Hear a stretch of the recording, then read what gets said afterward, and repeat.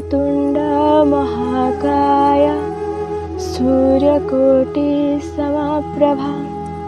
निर्विघ्नं कुरु मे देव सर्वकार्येषु सर्वदा। ॐ गणेशाय नमो गणेशाय नमो गणेशाय नमो। आज भाद्रव मास शुक्ल पक्ष पंचमी तिथि अग्रपूज्य विघ्न विनाशक प्रभु गणेश चरण में मोर कोटि प्रणिपात।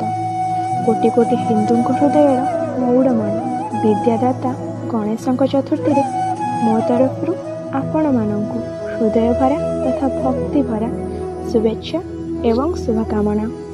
देवी पार्वती मानस पुत्र होउछंती प्रभु गजानन, जहाँ को देवी पार्वती तांको शरीरर मैलारू एक मूर्ति गठन करी ताको जीवनदान देइथिले।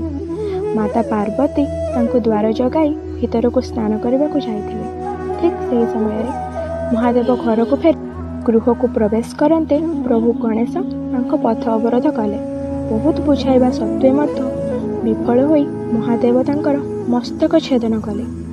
परे पार्वती निकटर परिचय पाई फेरी आसी देखिले मुंडहीन गंडीटी पड़ी रही।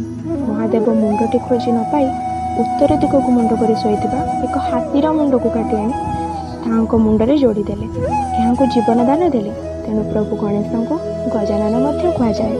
श्री गणेश गजानन रूप ही सर्वत्र परिचित।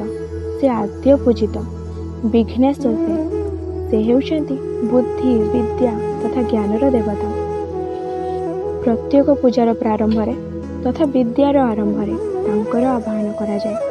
साधारणतः आमे तांको गजपति गजानन विनायक लंबोदर भाव में जानी था, किंतु शास्त्र अनुसार तांकर द्वादश नाम जेमितिक एकदंत कृष्णपिंगाक्ष गणपति गजवक्र गजानन वक्रतुंड विकट विघ्नराजेन्द्र विनायक धूम्रवर्ण भालचंद्र एवं लंबोदर। स्वयं महादेव जहाँकर पिता, माता पार्वती जहाँकर माँ, कार्तिकेय जहाँकर भ्राता तथा रिद्धि एवं सिद्धि जहाँकर पत्नी से ही होउछंती प्रभु गणेश विघ्नेश। आज ए कोरोना भली दुख एवं दुर्विपाक भरा महामारी रे सारा मानव समाज तांको पूजा को बहु आडंबर सहित पालन करि पारुनथिले मध्य तांको प्रति हृदयरु असीम भक्ति एवं प्रणिपात ज्ञापन करुछि। एपरि एक भयंकर महामारी रक्षा पाई सारा मानव जाति आकुल निवेदन करुछि। प्रभु आपण समाजर विघ्न दूर करी निजर विघ्न विनाशक नामर मर्यादा रखंतु।